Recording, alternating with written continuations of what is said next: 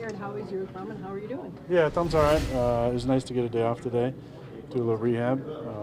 But I'll try and get back out there at practice tomorrow and see how it feels, and be fine by Sunday, I'm sure. How do you rehab a thumb? That's a good question. Yeah. There's a lot of different modalities they got in there, from stem and laser, all these other contraptions they got. So it was the whole gamut today with Nate in there. But it was good hour and a half session. Feeling better. Right when you came up, I saw you kind of shake it out a little bit. Were you concerned that maybe it was something worse initially? Well, I mean, in the moment, you're still kind of got the adrenaline going. Once the adrenaline wore off and got on the bus, got back to the airport on the plane, I knew that it was banged up a little bit. But it's gotten better since then every day. How many times this season, when you're in the pocket, a guy's helmet's right where your hand is when you finish a throw, does that happen a couple times a year? Is there things that you think about to try to avoid that? No, not really. I mean, there's some things that are out of your control. I broke my index finger in 2004 at a start, 2003 at a start against Illinois on a half roll, throwing a backside post, but my right guard was 6'8", and that just stuff happens. You don't plan for it, but I was able to play through it and finish the season. And there's always those things that can happen. A guy goes up to bat a pass down, you might catch a finger here and there, but I've banged up most of my fingers on both hands, so kind of used to it. Are you able to tell, being used to it, if it will affect your throwing without actually throwing, or is that just something you're still going to find out when you can actually see? I mean, since Monday, I've just been working on my grip and seeing how that was progressing. But like I said, it's gotten better every day, and I'm going to try and get back out there tomorrow. Considering the way this defense was looked during training camp, has it surprised you at all that it's taken them some time to find their footing? I think they played pretty good for the most part. I think as a team, we've been inconsistent in all three phases at times. Haven't put it all together. But we have a lot of talent on that side of the ball. There's a lot of guys having really good seasons. We just need consistency in 4 quarters from both sides of the ball, I think. Why do you think it's been difficult to find that consistency, especially because in the past that hasn't been as much of an issue? Well, I think it's always been an issue, but it's masked by certain things. When you're creating a lot of turnovers, that can mask complacent stretches in football games on both sides of the ball. We haven't forced a ton of turnovers on defense. We've turned it over 7 times on offense. Usually after 5 weeks, we're anywhere from low single digits to almost double digit in plus minus in the turnover ratio. We've been so good at taking care of the football for so long. So we got to get back to taking the ball away. And last game we took care of it for the most part. Had a couple of balls out, but we recovered them. But we got to, that can really kind of gloss over a lot of inefficiencies at times when you're creating turnovers and then getting short fields on offense. Hopefully it's better by Sunday, but with your thumb hurting, is it good to know that you have Aaron Jones, A.J. Dillon in the backfield? You have 2 of the best backs in the league that you can hand it off to. Yeah, for sure, but I still got to be able to throw a little bit. But I feel good about the prospects of that. I mean, I've been blessed with big, strong hands all my life, and I expect to be out there throwing it like normal. Aaron, do you have any better feel for what I asked you after the game about why you guys are not hitting out some of those deep balls? Do you have any better feel after watching the film? Yeah, I think it's a lot of details. Whether it's the specifics on the coaching points of it or the guy's recall of those things, we're just not quite hitting the right spots on some of those routes. Some of it's feel, for sure, for some of those guys, but I look at a route like Sammy ran against the Bears, which wasn't really the paper route. It wasn't the route on paper, but he felt it, the angle, and ran a great route and was wide open. There's opportunities for some of those instinctual adjustments within a play that we can have, and if we get that, we'll probably start hitting those. Also, on a few of those, just the timing's been off. We're making moves on 5 steps sometimes when it's 7-step timing, or the vice versa. We're making them too deep sometimes when it's quicker timing. So we just got to all get on the same page. Is the ball going consistently where you want it to go on those downfield passes? For the most part, yeah.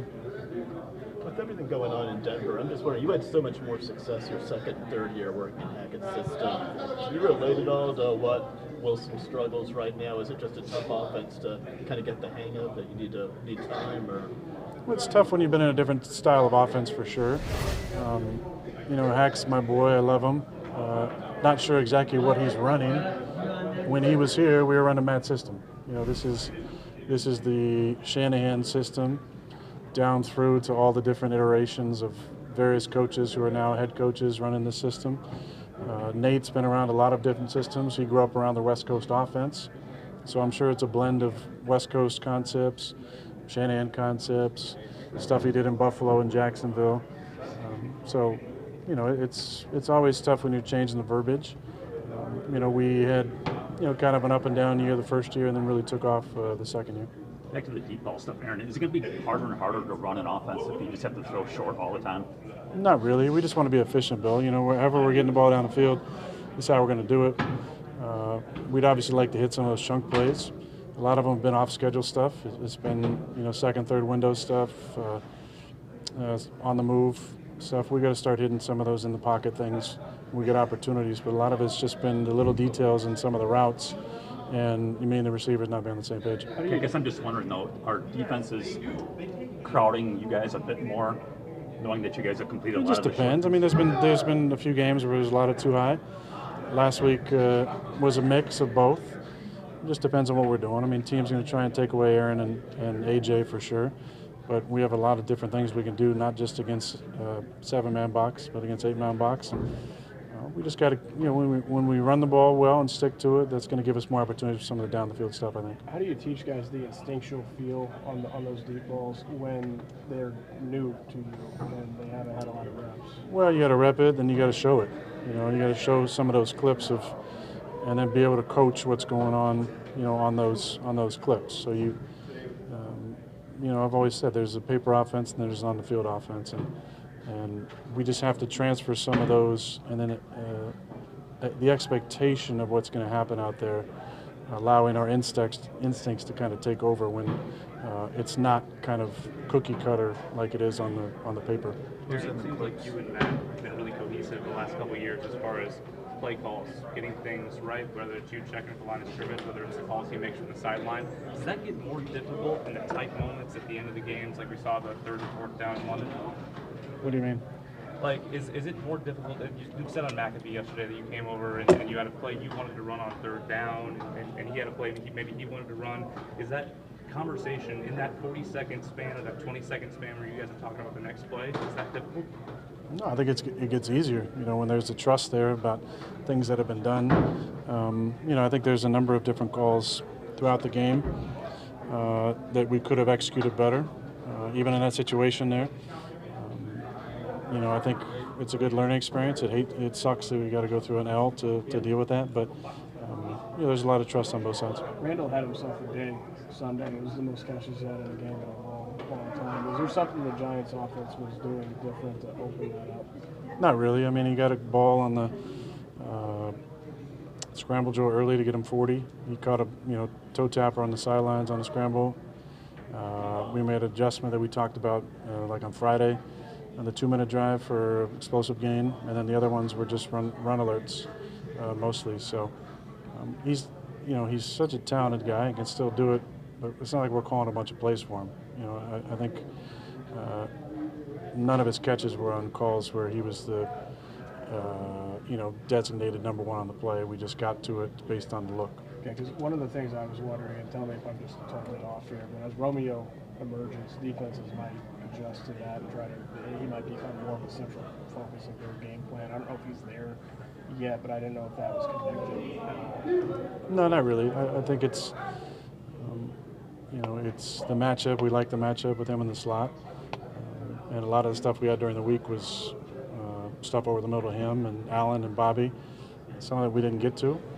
Some of it they played a little bit differently in the game. But as much as Cobby makes plays, a lot of it is not stuff where he's getting plays called for him. Aaron, what do you have to do to make sure that your running backs get the touches you want rather than having these games where afterwards you're saying we should have gotten them? Yeah, I think the important thing in this game is staples. you need to have staples in your offense. It does two things. One, gives you confidence in those plays when they come in, and two, allows the opponent to study those staples, and you can run stuff off of that. We have some staples with those guys in the run game and some stuff in the pass game. And sometimes maybe that might take you away from it because you think people are working too much on it, but a lot of times it's good enough to go against a lot of different schemes and coverages. So it's just trusting that, in those RPO looks that we'll make the right decision and sticking with some of that 21H personnel stuff probably. Their defense, oh, go ahead. You said yesterday, Pat, the standard is the standard. Yep. There's not much higher of a standard than 4 MVPs. How do you think you are compared to your standard, and what do you expect from yourself going forward? Well, I think I'm playing as well as I can at times. I expect that typical stretch coming up at some point where we get really hot. Hopefully it starts this week. But I think that's right around the corner. Is that frustrating when, No, not the really. things around you or, No. or yourself? No, I've been around a long time. I played a lot of football, and I know this game, there's ebbs and flows to it, and it's not going to affect my confidence. Actually makes you over-communicate, I think, because you care about it so much and you want to have success. But I think we're real close to getting this thing going, and hopefully it starts this week. Their defense, Aaron, they got 7 interceptions. What have you seen from that group? Yeah, they've got guys who can get their hands on the ball and secure it. They have a lot of vision to the football. Vision football defenses are always going to have opportunities for tip balls and reading quarterback size. You got to, anytime you play against this defense that, kind of started, out of the Seattle system. It's predicated on guys flying to the football and guys having vision of the football. So you got to be good with your eye discipline. You got to be able to look guys off, throw through windows, anticipate throws. But when you got that many guys with vision to the football, naturally there's going to be more opportunities probably for interceptions. I think at 3-2, the Jets have surprised some people, but they get good players back like Lawson, back at edge, and then you got and Sauce. What has that kid shown so far? Yeah, they're good players. We saw Lawson get hurt in practice last year, and you hated to see that for him. He's an important part of their defense. He's a high energy guy. He's a great pass rusher. Stout on the edge, setting the edge for the run. Sauce is playing good. He's a talented player. Like I said, they got a lot of guys with vision to the football, and guys have been making plays on the ball. They got a good mix, I think, of veterans on the back end and young guys who are playing at a pretty high level. The Jets 3-2 almost feels different than the Packers 3-2. How do you look at the record? When do you start looking at the record, the results purely in the standings for you guys? Well, that's expectations. Like I said yesterday, the expectations are really high here, and it's not the same in other places. I'm a fan of not just Zach, but Coach Sala. I got to be around those guys last year for a couple days. Really good people. Mike, Matt's brother, is a little shorter, little calmer version of Matt, but really enjoy him. Great guy, good staff, good players, but they're coached obviously really well. They fly around to the football, and I'm not surprised at 3-2. I think the kind of leader that Sala is, when they get some players in, and they obviously added to their football team this last year and got a lot better, it's not surprising to me they're 3-2 and playing well. How are the eyebrows one to flip brother to the other? Matt's are better. Matt's are better. Yeah. Yeah. Aaron, speaking of Robert and Mike, in 19 it seemed like maybe Matt was a little overwhelmed going against all those guys in that 19 game in San Francisco, or at least got more hyped up. Now it's all the time, right? It's Sean, it's Kyle. Yeah, it's everywhere. Yeah. Is it different now? Can you see it's different for him than maybe back then? Look, he's going against his brother and his best friend. This game for sure means more to him. He does a good job of, not bringing that in. But Matt operates, at an anxiety level, base level of about 7. So honestly, you can't really tell the difference between a week going against Rob and Mike compared to a week going against guys he doesn't know as well. Mark Murphy told the shareholders if you got too many noon starts, that means you got a crappy team, and that's not the word that he used. What is the player you like best about this noon start? Get in, get out, get home. We all love the noon games. Now, look, we grew up watching, for myself, I was at church during the West Coast, so I watched the afternoon games, and then Monday Night Football. There wasn't really Sunday Night Football back then, but you grew up dreaming about playing on Monday Night Football and then Sunday Night Football. But when you get in the league, you dream about playing at noon because the schedule is just a little bit better on the body, and then you get to get home and relax and watch the afternoon game the second half, watch the night game if you want, have a nice, couple glasses of scotch if you're into that. It's just a little bit better day.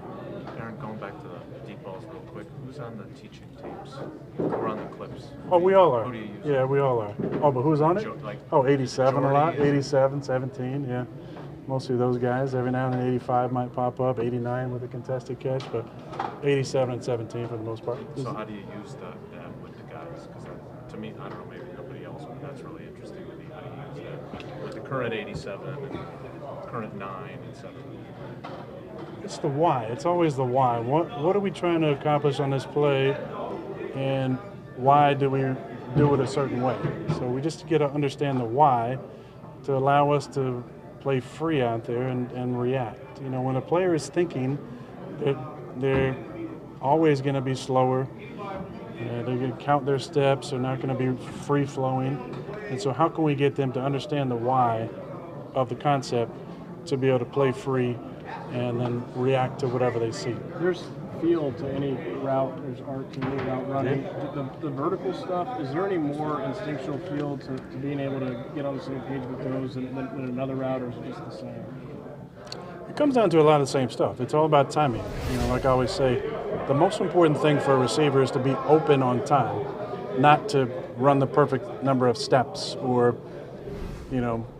initial angle of attack. You got to be open on time. So how do I get open if I got 5 and a hitch timing on a certain deep ball or 7 and a hitch timing? What spot do I got to get to at what time is the most important thing. So that's honestly what we stress a lot in those conversations. And we got to take it from the meeting room and the practice field to the game field, and we'll start hitting some of those and putting up some more numbers probably. Is it time to turn more on why with this generation of young receivers than it was maybe 10 years ago? No, I don't think so. The why has always been the most important thing. It allows you to free up and play with a clear mind and then just react. The best players in this game are the smartest players and the most reactive players who can process things in a short amount of time and make the proper adjustment. And it always starts with the why. Aaron, what is your reaction to the Devontae Adams incident that happened and him being charged? I was surprised. I was definitely surprised. I love Devontae. I reached out to him after the game. I hadn't seen the clip yet. But I was surprised. Surprised by the charge or the action? More the charge. Aaron, you said on Sunday you don't want to talk about losing to be in the locker room. Is that something you have to actively combat after a game? No. No, I don't think so. I don't. But the voices that are speaking need to be cognizant of how powerful words are. And I'm not talking about Ja. Matt had said a few weeks ago that obviously you guys would rather learn after a win, but can there be value that you see in losing like Sunday? Is there a value to it and what it could kind of do for you guys? No. I mean, nothing you can learn from, this loss is it like a kick to you guys a little bit, or? I mean, it shouldn't be. We shouldn't have to amp it up now that we, lost a tight game. It's not a bad question. It's something that, we always have to be wary of what the pulse of the team is. But anytime there's a loss, there just has to be an uptick in communication, because most of the time, communication is where the void falls with the inefficiency on both sides of the ball and in teams, I'm sure. So uptick in the communication, and then the accountability's got to be there. All of us got to hold each other accountable and help us to always understand what the standard is.